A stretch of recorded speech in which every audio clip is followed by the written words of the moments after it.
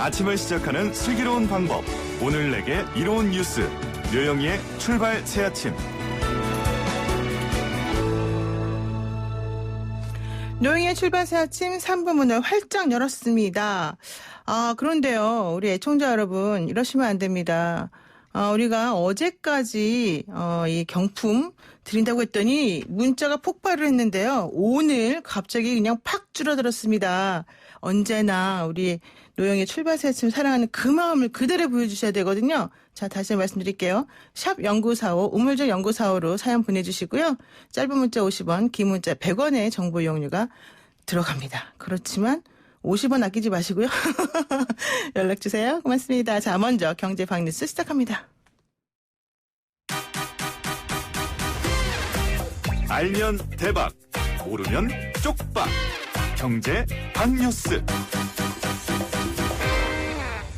복잡하고 어려운 경제 이야기를 쉽고 재밌게 풀어드리는 시간이죠. 알면 대박, 모르면 쪽박. 경제방뉴스 참 좋은 경제연구소 이인철 소장 만나겠습니다.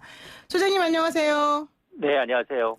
네, 어제 긴급 재난지원금 신청하는 그 온라인으로 신청하는 첫날이었는데요. 신용카드 신청 금액이 무려 1조 원을 넘었다고요? 그렇습니다.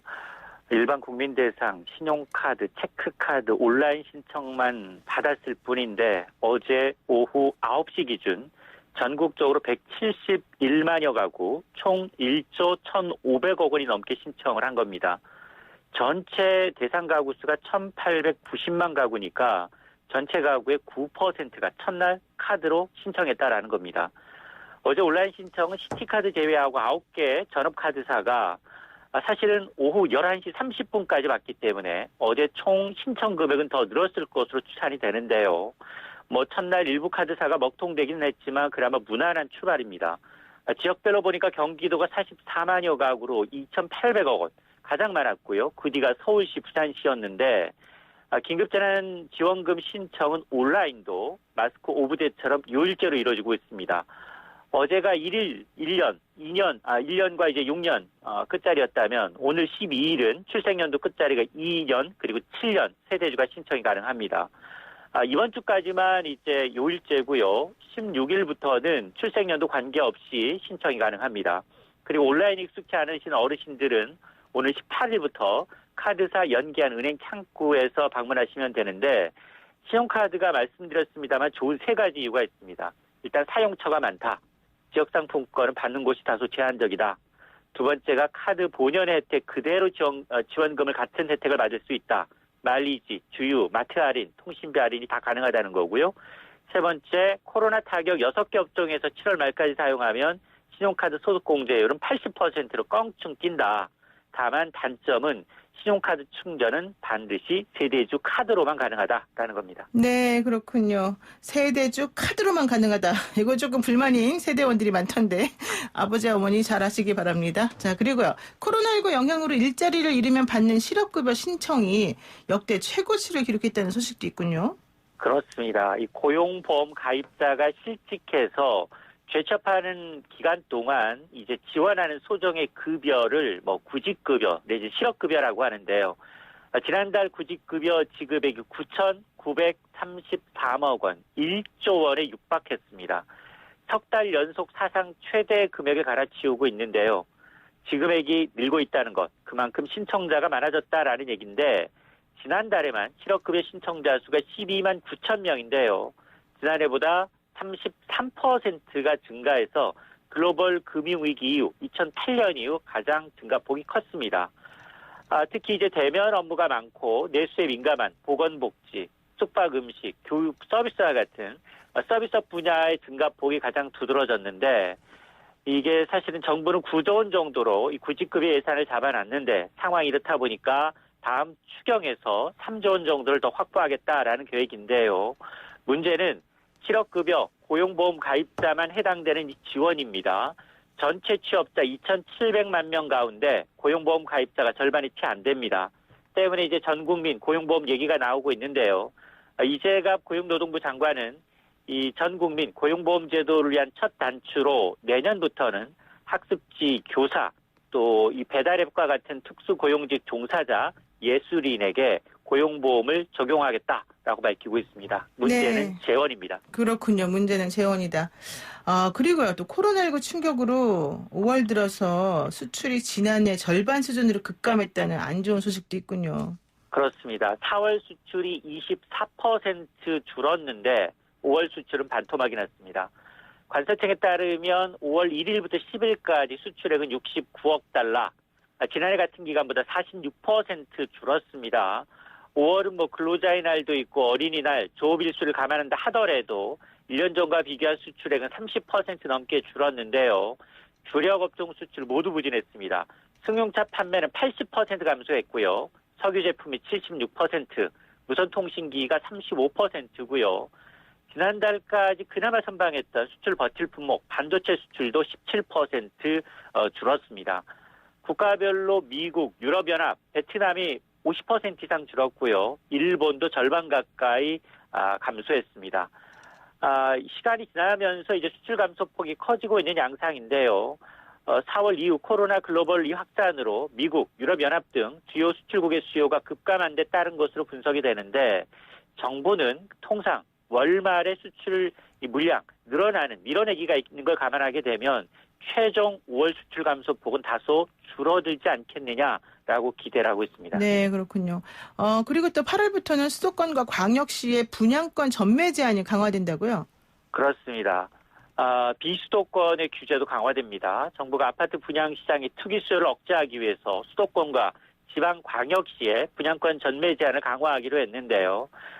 수도권이 과밀 억제 권역, 또 성장 권리 권역, 지방 도시의 이 민간 택지의 경우 분양권 전매 기간이 현행 6개월에서 소유권 이전 등기 시까지로 강화됩니다. 자, 이번 대책은 이 자연보존 권역인 이천, 경기도 가평과 여주 등 경기 일부를 제외하면 수도권 대부분의 지역이 분양권 전매가 제한됩니다.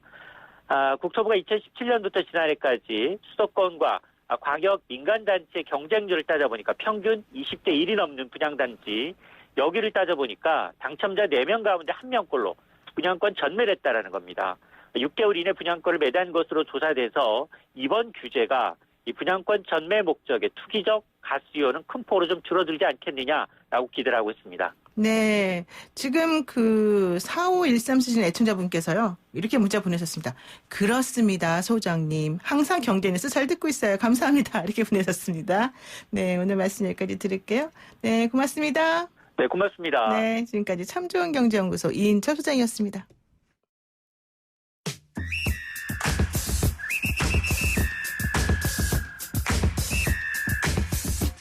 영희와 함께하는 슬기로운 출근길, 노영희의 출발 새 아침은 청취자 여러분들과 함께 만들어갑니다.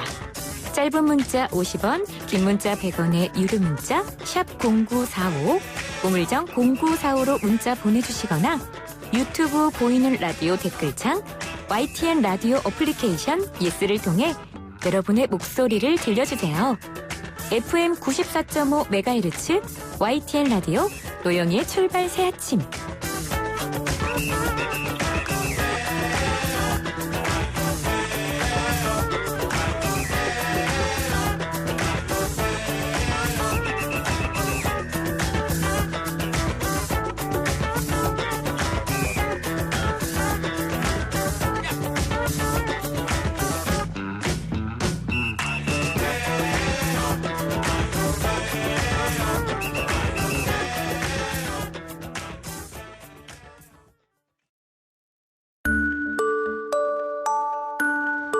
시사 인물 토크쇼 한 분만 판다. 한 명의 인물과 그를 둘러싼 이슈를 끝까지 펴보는 시간입니다. 시사인물 토크쇼 한 분만 판다 시작하겠습니다. 함께 하실 두 분 나오셨는데요. 김현성 시사평론가 나오셨고요. 네, 안녕하십니까. 오랜만입니다. 김현성입니다. 네, 그리고 김태현변에서 함께합니다. 안녕하세요. 왜요? 지난주에 안 했구나. 네, 5월 5일 어린이날 때문에. 왜 내가 오랜만에 본 것 같지? 엄청 오랜만에 네. 본 것 같고 막 기분이 네. 좋아지고 그러죠? 뭐 그런 건 아닌데. 기분이 안 좋아요? 안 좋다기보다. 네. 자, 두 분 중에 어느 분이 더 연세가 많으세요? 형이 많죠. 제가 조금만 해, 조금. 갑자기 기분이 이상해지는. 자, 한 분만 판다 오늘의 주인공 만나겠습니다.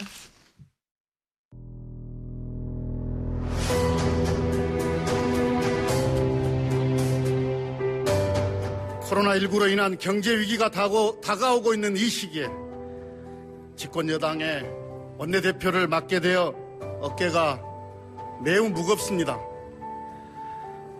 우리 의원님들의 힘과 지혜를 모아 경제 위기를 극복해내는데 앞장서겠습니다. 참으로 어려운 때 어려운 일을 맡게 돼서 여러분들이 도와주신 데 대한 감사의 기쁨보다는 차라리 그 책임감이 어깨를 많이 누르고 있습니다. 여러분 다 공감하시겠지만 이제 우리 당은 바닥까지 왔습니다. 이 1, 2년 안에 제대로 하지 못하면 그야말로 역사에서 사라지는 정당이 될 것이라는 절박감을 가지고 있습니다.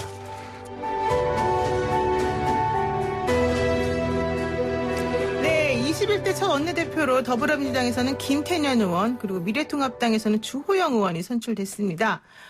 우선 이 두 분 당선될 걸 예상하셨는지 우리 김태현 변호사님, 까칠한 김태현 변호사님의 분석 들어보기죠. 주호영은 저는 될 거라고 봤고. 네, 될 수 있을 거라고 봤고. 네, 김태년 의원 같은 경우에는 근데 네. 이제 상대가 전해철 의원이었잖아요. 그래서 저는 그래도 전해철이 그러니까 저는 그래도 결선 투표까지는 갈 거라고 생각했거든요, 최소한. 네. 근데 전해철은 1차에서 졌어요. 네. 물론 물론 많이 받으셨는데 사실.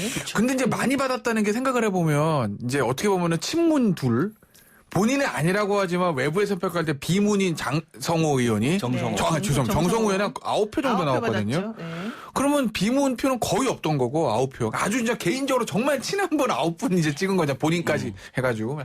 그러면 예를 들면 전해철 의원하고 누가 김태현 의원의 친문표를 나눠 가진 건데 저는 그래도 좀 표 차이가 좀 난 거 아닌가. 그래도 어쨌든 1차에서 그냥 김태현 의원이 이겼으니까.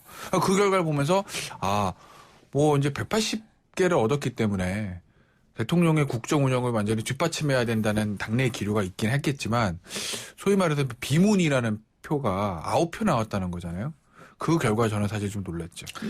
그 얘기를 들어보니까는 지금 민주당은 비문은 없다. 다 친문이다. 없는 거죠. 없는 건데. 그렇게 나누는 게 이상하죠. 네. 지금. 그러니까 대체로 그러니까 예상하기를 그러니까 김태년 의원의 당선 자체는 크게 크게 예상의 범위 안에 있었어요. 네, 사실 저는 예상했는데. 네, 예상했고요. 왜냐하면 이제 그게 뭐냐면 그중에 당권파라고 볼 수 있잖아요. 김태년 의원이. 근데 어찌됐든 그 총선 자체가 성공적으로 180석이라는 성공적인 어떤 결과를 만들었기 때문에 결국은 당권파에 대한 어떤 뭔가 그 성공의 원인 인과관계를 보면 성공의 원인을 그렇게 찾았을 거고 네. 그리고 이제 60석 이상이 되는 이제 초선 의원들이 결국은 이런 당권파들이 결국은 어떻게 보면 이 문제 이런 총선 관련한 공천이나 뭐 이런 과정에서 결국 연관이 더 훨씬 더 있었기 때문에 초선 의원들이 훨씬 더 이제 전폭적으로 지지하지 않았을까라는 생각을 했고요. 아무튼 그 민주당은 결과는 그렇고 통합당 같은 경우는 저는 이제 주호영 의원 같은 경우는 어떻게 연속성상에서 보면 권영세 의원 같은 경우는 한 8년을 쉬었잖아요. 그랬죠. 네, 그래서 아마 그 연속성상에서 이렇게 판단하지 않았을까 싶습니다. 네. 일단 의미를 좀 하나씩 짚어보면 네. 주호영 의원의 원내대표 당선의 의미는 비대위원장 김종인 비대위원장이 그나마 좀 수월하게 출범할 수 있다는 거. 예를 들면 이런 거죠. 그러니까 원래는 원내대표 후보에 권영세, 주호영, 그다음에 김태흠, 이명수 이렇게 4명의 네. 그러니까 출사표 처음에 냈었어요. 네. 근데 후자 두 사람 이명수 의원하고 김태흠 의원은 대놓고 반대했죠. 네. 조기전당. 근데 그 두 사람은 아예 경선에 나서질 않았습니다. 그렇죠. 그게 뭐겠어요? 계산기 두드려 봤다는 얘기거든요. 네. 대충 보니까 나가면 잘못하면 큰일 나겠는걸? 너무나 크게 표 차이가 져버리면 의미가 없잖아요. 그러니까 계산기 두드렸다는 거예요. 드랍했습니다. 권영세, 주호영 두 사람 듣고 보자고요. 주호영 의원은 명확하게 비대위 출범하겠다라고 얘기를 했었고 그런데 누구죠?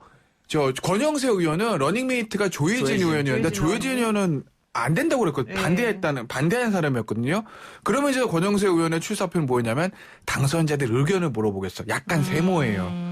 명확하게 그냥 간다. 김종인 비대위원장으로 정권 주고 라고 처음부터 끝까지 일관되게 얘기했던 주호영 의원에 당선됐다는 얘기는 아무래도 그 당선자들 중심으로 해서 김종인 비대위원장 갈 수밖에 없다. 기존에 되고 뭐 나서 행보는 좀 다른 것 같아요. 근데 뭐 지금은 어쨌든 당선되고 나서 행보는 근데 약간 그건 대선 아마 의원들은 또 반대 그러니까 기류라고 지금 분위기가. 근데 이제 그런 부분들은 아무래도 제가 봤을 때는 좀 약간 그 영남 중진 의원들에 대한 좀 뭐랄까 좀 이게 완화라고 그래야 되나? 네. 아마 그런 측면이 좀 있는 것 같고. 네. 근데 이름 헷갈리네. 김태년 의원 같은 경우에는 글쎄 모르겠어요. 그러니까 이게 예를 들어서 예전에 박근혜 전 대통령 때 예를 들면 이제 친박 비박 네. 항상 어디나 개판이 있거든요. 그러니까 이 여당이 청와대와 일치 단계로 쫙 가는 게 무조건 좋은 건지 아니면 좀 반대 목소리가 큰 게 좋은 건지에 대해서는 정답은 없어요. 네. 근데 사실은 전 박근혜 전 정부 같은 경우는 너무 좀 반대로 가는 측면이 나오다가 이제 총선부터 대선까지 좀 괴면한 측면이 있는 거고 아마 그때의 어떤 그 교훈 때문에 지금 정부 같은 경우에는 일관되게 그냥 친청와대로 쫙 가는 것 같은 측면이 그것도 없는 건 있고. 아닌데 그게 장기적으로 꼭 좋은 거냐라는 문제들. 그것도 있고 이제 네. 선거 시점이 약간 네. 국난극복. 코로나 이런 전국 안에서 치러졌기 때문에 결국은 당정청이 한 몸으로 한나의 목소리를 내야 된다. 왜냐하면 외적 위기가 있을 때 내적으로 단단해지는 이런 것들을 반영해 주는 게 아닌가 싶어요. 네, 그렇군요. 자, 그런데 지금 좀 전에 잠깐 얼핏 얘기를 하셨습니다만은 지금 김종인 비대위 체제와 관련해서 뭐 아직까지도 결론은 안 났습니다. 근데 수도권이나 서울 쪽의 뭐 의원들 같은 경우에는 뭐 특별히 이견이 많이 안 보이는데 영남권 의원들을 중심으로 해서 좀 김종인 체제에 대해서 계속해서 좀 불만을 많이 갖고 있다 이런 얘기 나오더라고요. 어떻게 보세요, 우리 김영삼 평론가님? 그러니까 이제 지금 그 밖에서 두 가지인 거잖아요. 그러니까 밖의 힘으로 내부를 정리할 것이냐, 아니면 내부의 자정 노력으로 문제없이 이걸 할 수 있는 거냐. 근데 누가 봐도 밖에서 봤을 때 지금의 이 상황을 정리할 수 있는 건 밖의 외적 힘을 이용해야 된다라고 생각하는데, 근데 내부에서 또 안에 있는 사람들은 아무래도 나랑 좀 이렇게 알미 있고 나랑 좀 뭔가 가깝고 이런 사람들이 뭔가 해주길 바라는 이런 정서가 있는 것 같아요. 그래서 네. 특히나 이제 밖에서 이제 들어오려고 하는 또 이 무소속으로 당선된 분들, 특히 홍준표 의원이나 아니면 권성동 의원이나 이런 무소속 김태호 의원 이런 분들은 밖의 힘을 가지고 내부를 정리하다 보면 이런 그 작업들이 훨씬 본인들의 어떤 복귀나 본인들의 이런 정치적 어떤 행보가 좀 늦어질 수밖에 없기 때문에 반대하는 것 같은데 저는 답이 없지 않나. 그러니까 왜냐하면 결국은 내부에서 비전을 세우고 새로운 비전을 세우고 내부에서 어떤 리더십을 세우고 내부에서 조직을 정비하기 위해서는 지금의 이 안의 힘으로만 가능할까? 난 그건 좀 퀘스천이에요. 그렇군요. 예. 자, 어쨌든 이제 일단 오늘은 그 여야 각 원내대표가 나온 상황이기 때문에 각자 한 분씩 파는 걸로 한번 해보겠습니다. 우선 김태년 의원부터 한번 시작을 해볼까 하는데요. 김태년 의원에 대해서 인물평을 한번 해볼까 싶습니다. 우선 개인적인 신분이라는 거 혹시 두 분 중에 뭐 있으신 분 계세요? 없어요? 그냥 패친이에요. 네. 김현선 평론가는 패친이고 이름이 비슷하다라는 거. 김태현 변호사는 김태현은. 전혀 관련이 없고 이름만 비슷하다. 희흑가 니은 요 자음 그러네요. 하나만 차이나네. 현이냐 연이냐의 차이. 학렬이 태자 학렬이네. 학렬. 근데 집안이 또 뭐 근데 있습니까? 저 한자는 제가 모르겠어요. 이게 광상김 씨거든요, 이거. 아니에요, 저는. 아, 광상김 씨 아니에요? 아, 그러면 뭐. 패친이 참 많은 걸 알고 계십니다. 네. 패친이 좀 수준이 아닌데 본관도 할 정도로. 그러니까요. 자, 그런데 뭐 어쨌든 그럼 개인적인 친분이나 이런 게 김태년 의원에서 전혀 모른다 이런 얘기시군요. 네, 그냥. 그러면 뭐 할 말이 없어지네 갑자기. 아니지, 뭐, 언론을 통해서 뭐 나온 게 있으면 되니까. 네. 예. 근데 이런 장점이 있을 것 같아요. 네. 보면 정책위장으로 하셨잖아요. 그렇죠. 정치회장도 오래 했고. 네, 그러면 이제 예결 뭐 꾀돌이. 많이 하셨어요? 이것저것 예결위원장도 하시고 네. 두루두루 다 약간 꾀돌이에요, 하셨죠? 꾀돌이. 꾀돌이요? 예, 예. 어. 근데 이제 그 생긴 어떤 외형에 비하면 굉장히 이제 어떻게 보면 외형하고 외비. 이게 장비 같이 생겼는데 네. 실제로 이제 하는 거는 약간 좀 제갈량 같은 약간 그런 어떤 진보의 꾀돌이 같은 역할을 했었죠. 문희상 의장에 대한 가장 좋은 평이 저 표현 아니에요? 그죠? 외모는 네, 약간, 장비인데. 예. 그 꾀대는 뭐 제갈량이라고. 네. 어쨌든. 자, 근데 김태현 의원 같은 경우에는 이게 진짜 정책의장을 오래 했기 때문에 아마 여당과 청와대의 어떤 정치의 흐름들을 좀 꿰고 있을 거예요. 뭐 그게 아마 가장 큰 장점이 되지 않을까 싶어요. 그러니까 같이 활동했던 김재현 예결위 간사가 그런 얘기 있잖아요. 정치 천재다. 네, 정치 천재다. 이 사람이 예를 들면 되게 그 디테일하지 못할 것 같다고 생각하는데 그 어떤 진보 김태현 김재원 의원에 의하면 굉장히 어떤 디테일하고 굉장히 꼼꼼하더라.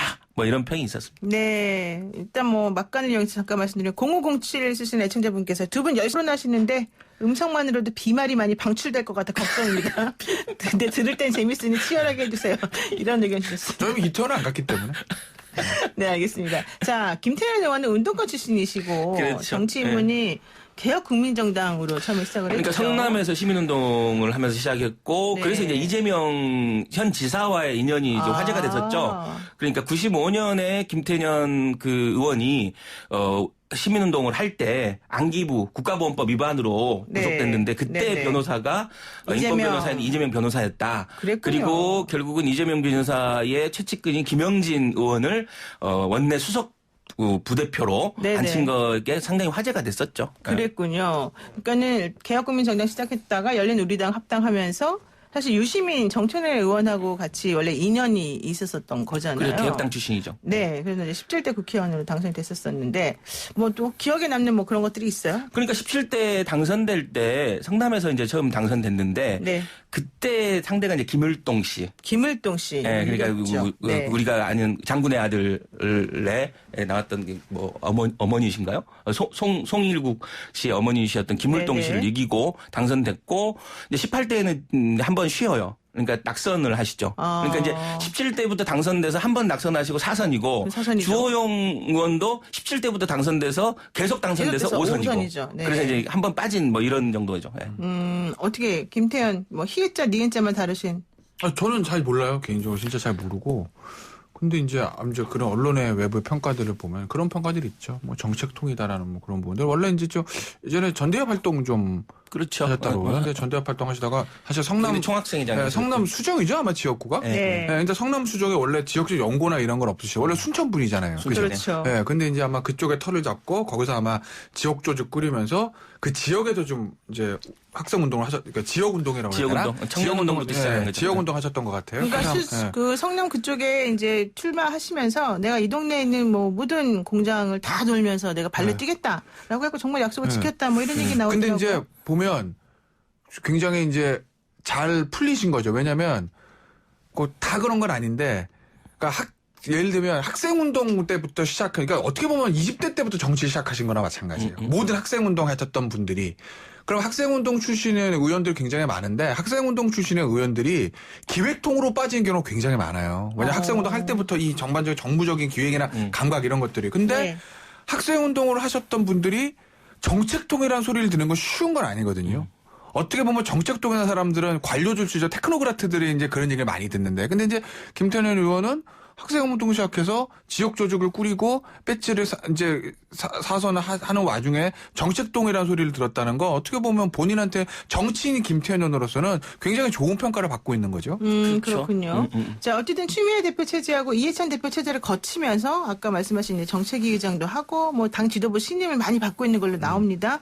도대체 이 신임 어디서 오는 거라고 봐야 될지 또 왜 민주당은 이번에 김태년 의원을 원내대표로 선택했을까요? 이 거대 여당의 원내대표로. 그러니까 이제 이 당시 기대하는 게 뭐예요? 기대하는 게. 여당의 180석에 가지고 결국은 초기에 그러니까 과거 열린우리당 때의 개혁입법이라고 그래서 결국은 이 얘기는 담론은 있었는데 네. 실질적인 어떤 법제화, 제도화까지 가지 못했던 그래서 안타까움. 그래서 그 당시 150석 이상, 151석을 줬는데 그 다음 선거에서 80석까지 반토막이 나는 이 경험이 있었거든요. 그래서 이번에 어찌됐든 자꾸 이제 열린우리당의 전체를 밟으면 안 된다라고 얘기하는 게 좀 더 어떤 전략적이고 정책적인 관점을 가지고 빨리 현실화시켜야 된다. 지금 예를 들면 대통령께서 얼마 전 기자회견에서 기자연설을 통해서 말씀하셨듯이 어떻게 보면 전국민 고용보험 같은 경우라든가 그리고 지금 뭐 코로나 이후에 질병관리본부를 청으로 승격시키면서 정부 조직을 좀 개편하는 거, 보건복지부 2차관을 도입해서 보건과 복지를 나누는 뭐 이런 현안들이 있거든요. 지금 네. 산적한 현안들이 있는데 특히 공수처 문제라든가 이 산적한 현안들을 어떤 야당과 파트너십을 가지고 잘 해결해갈 수 있는 어떤 전략적이고 정책적인 어떤 실무 전문가가 필요했던 거죠. 네, 그러니까 통합을 잘하고 또 그리고 정치 천재라고 불릴 만큼 상황이나 시대적인 흐름 이런 걸 잘 읽어내고 그래서 야당하고 좀 뭔가 잘 해볼 수 있을 만한 사람으로 그렇죠. 뽑은 것이다. 네. 그렇군요. 다음 이제 주호영 의원 얘기를 한번 해보겠습니다. 주호영 의원은 판사 출신이시고 아까 말씀하신 것처럼 5선이죠. 2004년에 당시 한나라당 소속으로 대구 수성 의뢰 당선이 되면서 10대 국회에 들어왔단 말이죠.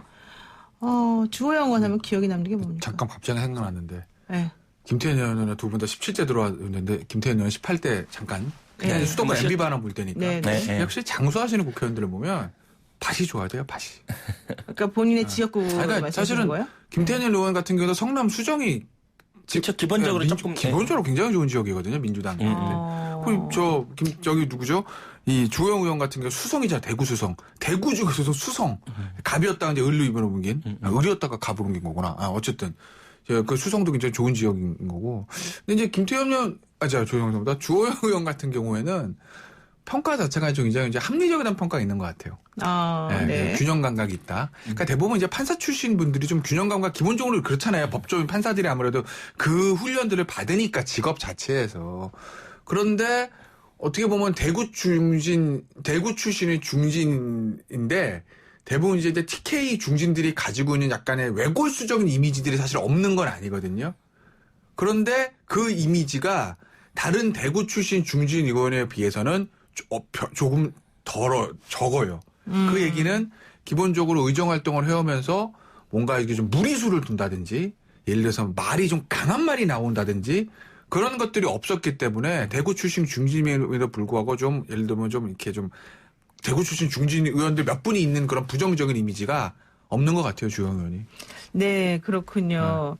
어쨌든 이분은 친이계 정치인 중에 한 분으로 사실은 꼽히죠. 대통령 당선인 대변인, 원내 수석 부대표, 정책위의장, 또 바른정당 원내대표 이렇게 당 요직을 많이 두루두루 거치고 탈당했다, 복당했다 사실 이런 그렇죠. 것도 하시긴 하셨었는데 당의 요직을 차지하고 이렇게 했던 게 지금 김태만 의사 말씀처럼 뭔가 합리적이고 이런 부분들이 좀 더 많이 평가를 받아서 그런 겁니까? 네. 그래서 색깔이 없는 분이셨잖아요. 색깔이 없어요? 네, 근데 세월호 때는 지난번에 이걸 또 교통사고에 비유해서 조금 논란이 되지 그거야 않았습니까? 저는 어떤 입장을 갖고 했다는 게 보다는 본인의 평소 소신이 가치관이고 소신이 아닌가라는 생각이 들고요. 네. 일단은 저는 그동안 색깔이 없던 사람이 두 가지 장면에서 제가 조금 약간 본인의 소신을 드러냈다고 보는데 일종 바른정당을 선택했을 때에 어떻게 보면 굉장히 대구의 출신의 어떤 말씀대로 대구의 어떻게 보면 강남 같은 대구의 아주 정치 1번지 같은 곳이거든요. 그런데 이제 본인이 바른정당을 선택했다라는 거. 그리고 지난번 패스트트랙 과정에서 본인이 이제 필리버스터를 주장하고 1호로 필리버스터를 시작했어요. 통합당에서 있기 어려운 일들을 만들었는데 그리고 이번에 또 어찌됐든 김부겸 의원과 대결을 통해 갖고 본인 스스로가 이제 대권 주자로 본인이 나서겠다 이런 식의 약간 자기 색깔을 드러내려고 하는 것 같아요. 그래서 아무튼 자기 색깔 그동안 색깔이 없던 분이 자기의 선명성을 드러내려고 하긴 할 텐데 네. 현실적으로 이런 기반이나 조건이 따라주느냐라는 건 좀 다른 문제거든요. 그러니까 아무튼 자기가 했던 어떤 합리성에 발목이 잡힐 수 있다. 이 얘기는 뭐냐면 결국은 여당이 180석을 가지고 있고 본인들은 80석도 이걸 저지할 수 없거든요. 그렇게 됐을 때 과연 이 사람이 그 본인의 합리성을 뒤집으면서 저항할 수 있겠느냐. 과거 이제 패스트트랙처럼 예를 들면 나경원 원내대표처럼 막 진짜 힘을 가지고 저항하려는 이런 모습을 보일 수 있을 것이냐. 저는 사실 이제 그동안에 해왔던 본인의 말들이 결국은 본인의 원내 전략의 가장 큰 적이 될 수 있다라고 저는 지금 그때 나경원 의원도 사실은 판사 출신이시고 두 분 다 좀 비슷한 성향이 아니었어요? 근데 나경원은 약간 더 추진력이 있고 약간 돌파력이 있었죠. 그리고 캐릭터는 좀 다르죠. 근데 주호영 의원이 그런 식의 어떤 저항이라든지 예를 들면 그런 것들은 안 할 거예요. 왜냐하면 이번에 사실은 권영세 의원하고 주호영 의원 두 사람 이제 당선자 총회에서 토론을 했어요. 네. 거기 이제 보면은 질문 중에 아니 저기는 180석인데 원내 전략 어떻게 할 거냐라는 얘기를 물을 거 아니에요, 당연히. 그렇죠. 예. 그때 이제 주호영 원내대표의 얘기는 뭐였냐면 저쪽이 힘으로 밀고 나면 방법 없다. 없어요. 논리로 싸운다. 그 얘기는 뭐냐? 우리가 어차피 이제 180개로 밀고 들어가면 방법이 없거든요. 네. 여당이 원하는 법이 다 통과될 수밖에 없습니다. 통과될 땐 통과되더라도 물리적으로 무슨 막고 이게 아니라 미래통합당에 반대하는 이유를 논리적으로 얘기를 하겠다. 그러면 이제 예를 들어서 그 대외적으로 뭐 이러이러해서 반대하는 거라는 그런 어떤 논리와 이미지는 남길 수 있잖아요. 네. 그런 것들을 민주당이 얘기하는 반대하는 거는 논리겠죠. 아니 뭐 어쨌든 자 미래통합당 그 법안을 반대하는 논리들을 얘기를 들면 반대하는 민주당이 논리들. 반대하는 논리들. 왜냐하면 민주당을 밀어붙이면 방법은 없는 거니까 아마 이제 그런 걸로 봐서 그렇게 무리하게 반대하고 하진 않을 거예요. 그럼 뭐 어떻게 맞겠어요 180개를. 이제 문제는 그 미래통합 결국은 이제 김태년 원내대표가 어떤 식의 원내 전략을 밀고 나오냐는 거 더 근본적으로 들어가면 청와대가 과연 향후 2년 동안 다음 대선까지 어떤 입법을 통과시킬 거를 여당에 주문하느냐는 그런 부분들인 거죠. 예를 들어서 얼마 전에 대통령이 이제 그 대국민 연설 하실 때 그 새로운 한국형 누릴 얘기하면서 네. 뭐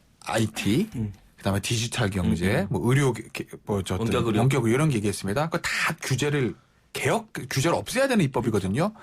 그 입법을 청와대에서 주문하고 여당이 새 국회에서 그거를 1호 법안으로 내세웠을 때 야당은 그거 반대 못합니다. 네. 반대하면 안 되지. 보수 정당이 규제를 철폐하자는 게 보수 정당 모토인데 그렇지 않습니까? 그러면 수월하게 돌아가는 건데 만약에 예전에 열린우리당 때 진짜 4대 개혁비법 하다가 날샜잖아요. 네. 그런 류의 어떤 정치색을 좀 띌 수 있는 개혁 입법을부터 만약에 여당이 밀고 나오면 그러면 사실은 통과될 때 통과되더라도 이게 국회가 수월하게 굴러갈 수는 없죠. 네. 그러니까 결국 이제 여당 많이 가진 180개를 가진 여당이 어떻게 하느냐에 따르지 않았겠어요. 아마 지금 말씀의 본질은 이제 공수처법이 될 거예요. 첫 번째 일단 이 두 분의 첫 번째 일종의 맞설 것이 결국 위원회 원내 일종 상임위 구성. 그래서 이제 법사위와 예결위를 어떻게 하느냐라는 뭐 이런 것부터 시작해서 첫 번째는 이제 법으로 따지면 이제 공수처법, 공수처장과 관련된 부분들 이런 부분들이 상당히 어떤 그리고 일단 본인 자체 주호영 의원 자체가 판사 출신이었기 때문에 이 부분에서는 멀리고 싶지 않을 거예요. 네. 공수처에 대해서 조금만 말씀드리면 그거에 결국 이제 공수처장 추천위원회 할 때 원내대표 교섭단체 먼저 주잖아요. 근데 지금 교섭단체가 2개거든요. 네. 이제 미래한국당이 미래통합당을 한다는 전제하에 그러면은 이제 한석은 미래통합당 주는 거 맞는데 한 사람은 나머지 1명에 대한 배분은 어떻게 할 거냐. 그런 문제 가지고 좀 충돌이 있을 수 있습니다. 자, 그러면 요것만 마지막으로 하나 여쭤볼게요. 자, 두 분의 케미. 그러니까 그 주호영 원내대표하고 김태년 원내대표 간의 케미. 또 결과적으로 초유의 승자는 누가 될 것인가. 누가 조금 더 지략가인가. 이렇게 평가해 본다면 어떨까요? 일단 외적 상황이 이제 코로나 극복, 국난 극복이 너무나 이제 국민들한테 강인됐고 네. 이번 총선 과정에서도 그걸 명확하게 국민들이 의사를 보여줬기 때문에 네. 반대하기가 쉽지 않을 거다. 그러니까 주호영 야당의 원내대표가 운신하기는 쉽지 않은 구조다라고 보고요. 네. 거기에 어찌되는 김태년 원내대표가 얼마나 이제 유연성을 가지고 대하느냐라는 게 중요할 것 같고 결과적으로는 결국은 180을 가지고 있는 김태년 원내대표가 상당히 좀 수월하게 원내를 수월하게 운영할 수 있지 않을까 생각이 들어요. 뭐 그거는 뭐 당연할 건데 좀 더 이렇게 여당의 원내대표로서 좀 더 뭔가 포용력이나 이해력 혹은 좀 줄 건 주고 이런 전략이 좀 필요하죠. 아마 이제 경제 문제에 관련해서 규제 개혁이나 이런 거 가서 할 때 결국 그걸 많이 들어주겠죠. 제가 봤을 때는. 그러니까 그렇군요. 정치 문제에 있어서는 굉장히 갈등 중심으로 풀릴 거고 그다음에 경제 문제에서는 굉장히 유연하게 할 거예요. 그렇군요. 왜냐하면 하자는 거기 때문에. 김태년 의원이. 네, 그렇죠. 네. 네. 어떻게 보십니까? 똑같아요. 그러니까 네. 결국 이제 청와대 여권 지도부가 21대 국회에 이제 1년 동안에 추진하고 싶은 법안들이 있을 거 아니에요. 이제 네. 180개 가졌으니까. 그거를 뭐를 우선순위에 놓냐는 거죠. 규제 철폐하는 거? 그건 야당 다 도와줄 건데, 이제 네. 공수처장, 추천위원회, 야당목 2명 중에서 나머지 1명까지 미래통합당을 줄 거냐 말 거냐는 그런 부분들인 거죠, 사실은. 그런 부분들에서 좀 충돌이 있을 수는 있는데, 뭐 승자는 당연히 180개를 가진 김태년 의원 될 수밖에 없을 거고, 네. 주호영 원내대표의 과제는 질 땐 지더라도 얼마나 잘 지내냐. 그렇죠. 본인이 얘기했던 네. 젖자 싸. 논리로 우리는 싸울 수밖에 없다라는 거. 그걸 얼마나 잘 지키느냐. 그렇군요. 네, 두 분 말씀 여기까지 듣겠습니다. 오늘 고맙습니다. 네, 감사합니다. 네, 지금까지 김현성 시사평론가 김태현 변호사였습니다. 네, 노영의 출발 새 아침 3부 순서 여기서 마치고요. 잠시 후 4부로 돌아옵니다. 아침을 시작하는 슬기로운 방법. 오늘 내게 이로운 뉴스. 노영희의 출발 새 아침 슬기로운 인터뷰. 네, 노영의 출발 새 아침 4부 순서 시작했습니다. 3638이 쓰시는 분. 세상 돌아가는 이야기를 노영의 출발 새 아침을 들으면서 객관적으로 알아가며 유익하게 아침을 시작합니다. 이렇게 의견 주셨고요. 또 335 있으시는 분 상품과 상관없이 애심을 가지고 잘 듣고 있습니다. 생생하게 똑똑해지거든요. 라고 말씀해 주셨네요. 네, 모두 감사드리고요. 깜짝 이벤트 말씀드리겠습니다. 오전 8시 38분이에요. 지금이 오전 8시 40분까지 문자 보내시는 분들 저희가 P사에 맛있는 케이크 쏩니다. 8시 40분까지 보내주시고요. 자, 저희 4부 순서 시작하겠습니다. 코로나19를 기점으로 새로운 일상이 만들어지고 있습니다. 화상회의가 늘어나고 회식 문화도 달라지고요. 이런 변화는 전 세계가 마찬가지가 아닌가 생각이 드는데요. 코로나19 시대에 달라진 지구촌 풍경 어떤지 한번 알아보겠습니다. 여행 작가인 탁지영 PD와 함께합니다. 안녕하세요. 네, 반갑습니다. 여행으로 수다 떠는 PD 탁PD입니다. 네, 저희가 사실은 탁 PD님 지금 코로나19 때문에 이렇게 뵐 수 있는 겁니다. 안 그랬으면 벌써 해외에 가 계실지도 모르는데요. 네, 저의 삶에도 정말 많은 영향을 미치고 있습니다. 네. 그렇죠. 그러니까 원래 1년에 한 절반 정도는 해외에서 사시는 걸로 알고 있는데. 절반까지는 좀 과장이고, 네. 근데 이제 해외 한창 많이 나가던 시절에는 그래도 한 3분의 1 이상은 해외에 있었던 것 같은데, 이제 그런 패턴이 좀 없어지니까 배가 나오더라고요. 이게 좀 나올만 하면 나가서 정리하고 오고 좀 이런 게 있었는데, 네네. 네, 그래서 요새는 그냥 자전거 타고 있습니다. 네, 한강 자전거. 따라서. 네네. 자, 이제 원래 그 팟캐스트도 많이 하시고 또 그런데 요즘에는 팟캐스트 하시는 분들이나 뭐 여행이나 공연 이런 하시는 분들이 조금 코로나19 때문에 많이 타격을 받았다. 그렇죠. 라고 하더라고요. 그러니까 제가 이제 여행 팟캐스트 하면서 저희 분들이랑 함께 떠나는 여행이 그래도 1년에 한 3번, 4번 정도 있었거든요. 팟캐스트를 애청하는 분들하고 여행을 같이 떠나세요? 그렇죠. 네. 모객을 할 수 있는 아주 좋은 플랫폼이죠. 네. 근데 이제 올해는 지금 그런 것도 못하고 있고, 그리고 또 이제 저의 수입 중에 하나가 이제 강연인데, 네. 강연 역시 이번 사태로 인해서 굉장한 타격을 입은 업종이거든요. 왜냐하면 밀폐된 공간에 여러분들이 이렇게 함께 앉아 있어야 그렇죠. 되니까. 강연이 많이 줄었군요. 네네네. 그래서 이제 그게 싹 없어지면서, 네, 그래도, YTN에서 불러주셔서 대단히 기뻐하고 있습니다. 네. 그러면 오늘은 뭐 여러 가지 측면에서 생활이 많이 바뀌셨다는 건데, 어떤 이야기를 해주실 수 있나요? 이게 이 코로나가 말이죠. 경제활동뿐만 아니라 우리가 기존에 가지고 있던 전통 문화에도 굉장한 그 변화를 가지고 오고 있어요. 네. 우리나라에서 가족을 말하는 다른 명칭이 바로 식구 아닙니까? 그렇죠. 이게 이제 먹는 입이란 뜻이잖아요. 이게 이제 우리가 먹을 때 보면은 한 식탁에다가 반찬을 이렇게 쭉 늘어놓고 찌개도 한 개를 갖다 놓고서는 우리가 같은 숟갈로 이렇게 퍼먹고 그걸 딱 공유하잖아요. 네. 근데 이제 이런 것들이 아무래도 코로나 시대를 맞이하면서 좀 많이 바뀌고 있는 거죠. 그래서 이제는 좀 개인 접시 그리고 이제 서빙용 스푼 이런 게 일상이 되어 가고 있거든요. 네. 근데 이제 이런 변화가 우리나라에만 있는 게 아닙니다. 외국도 그렇습니까? 네. 근데 원래 외국은 그렇게 개인 접시, 뭐 서빙용 스푼 이런 걸 쓰던 데 아니었어요? 그러니까 그런 쪽으로는 기존에 쓰고 있었는데 네. 그런 거 이외에도 외국에도 우리처럼 서로 간의 친밀감을 확인하는 그런 문화가 많이 있었거든요. 예를 들면? 그 대표적인 게 프랑스의 비주 문화죠. 비주가요? 네네. 비주가 뭐예요? 이제 비주가 뭐냐면요. 이제 뺨 키스라고. 볼키스. 네, 볼키스라고 우리가 번역을 할 수가 있겠는데 네네. 진짜로 키스를 하는 건 아니고요. 네. 그냥 뺨을 맞대고 입으로 쪽 하고 소리만 내는 거예요. 영화에서 많이 좀 봤습니다. 그렇습니다. 사실. 네. 네네. 그래서 이게 프랑스뿐만 아니라 뭐 스페인 그리고 이탈리아, 벨기에 일부 지역 뭐 이런 데서 굉장히 널리 쓰이는데 요게 이제 동네마다 방법이 좀 다 달라요. 그래요? 네네. 네. 그래서 이게 들면, 남쪽으로 올수록 좀 더 격렬해지고 북쪽으로 올라갈수록 조금 더 이제 약간 적시를 차린 냉정해지는. 네네. 그러니까 이제 위도가 제일 높은 데가 벨기에거든요. 네. 여기는 그냥 한 번. 볼키스를 네네. 쭉 하고 한 번만 그냥 합니까? 뺨을 한 번 맞대고 그냥 쭉. 네. 근데 이게 이제 프랑스 가면은 동네마다 또 다른데. 프랑스도 동네마다 다르군요. 우리 네. 동네는 뭐 2번이야. 우리 동네는 3번이야. 남쪽으로 내려갈수록 4번까지 하는 데가 있어요. 우와. 그러니까 쪽 이렇게요.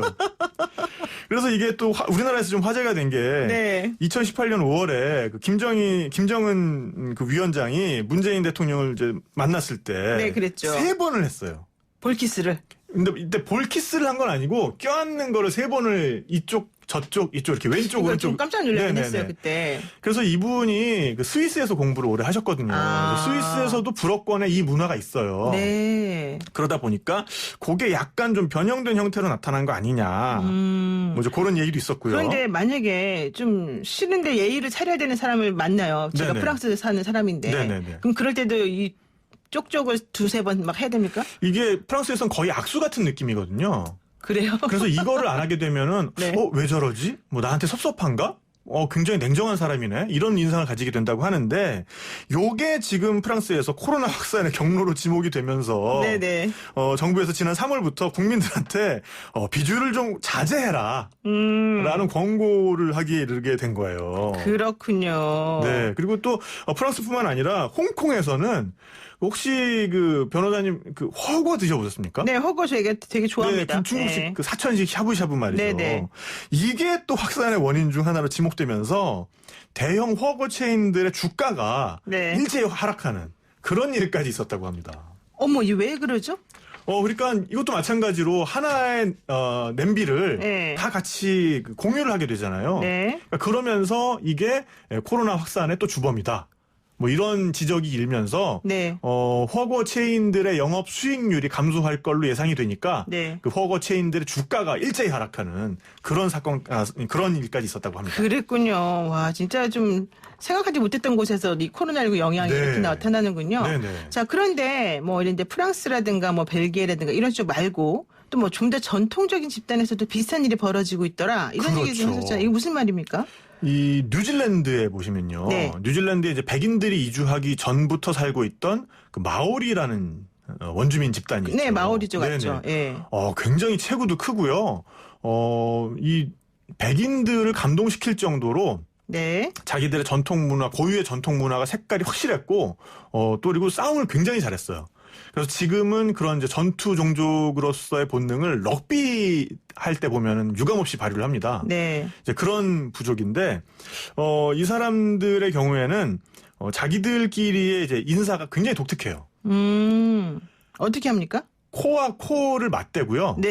그러면서 이제 서로의 숨결을 들이마시거든요. 뭔가 좀 이상한 것 같은데. 그러니까 숨결을 들이마셔요? 보기에는 네. 굉장히 아름다워요. 아, 보기엔 좋습니까? 네, 그러니까 뉴질랜드에 가보시면은 약간 민속촌 같은 마을들이 있어요. 네네.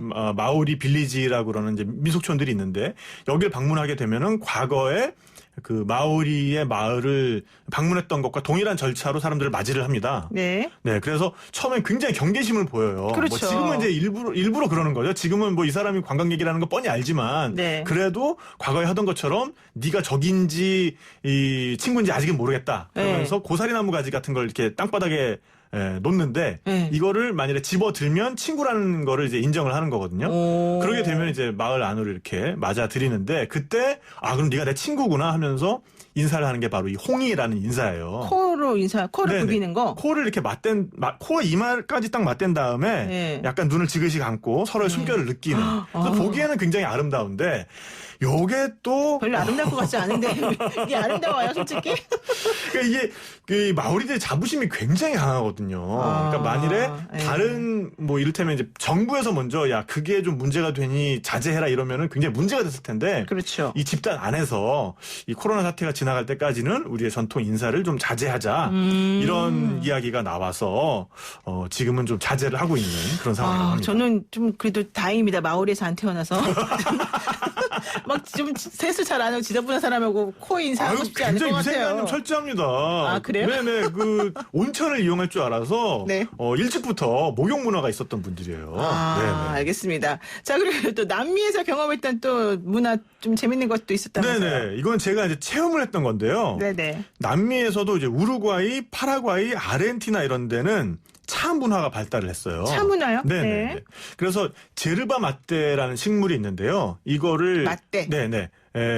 우리나라에서는 약간 다이어트 차처럼 많이 알려져가지고 상품화되기도 했었는데, 네. 요거를 잎이랑 가지까지 다 이용을 합니다. 그래서 이제 그거를 다 갈아서 네. 가루로 만들어서 이제 이거를 마실 때 보면은 요거를 마시는 독특한 도구가 있어요. 네. 구안바라고 하는 좀 볼록한 잔에다가 요걸 재고 그 다음에 이제 여기다가 더운 물 또는 찬물을 부은 다음에 빨아 마시는데 그냥 마시면은 이게 이제 나무 그 가루 같은 게 다 올라올 거 아니에요. 것 같은데. 예. 그래서 여기다 이제 빨대를 꽂습니다. 아. 그래서 빨대가 이 아래쪽에 거름망이 붙어 있는 그런 구조예요. 그래서 네. 이 빨대를 봄비아라고 하는데 네. 이제 이렇게 해가지고 요걸 마시게 되는데 그래서 요걸 마시려면 도구들이 좀 필요하잖아요. 그렇죠. 근데 이 사람들이 여기에 얼마나 중독이 돼 있냐면은 우루과이 사람들 같은 경우에는 1인당 1년에 10kg 정도를 소비를 해요. 이 가루를.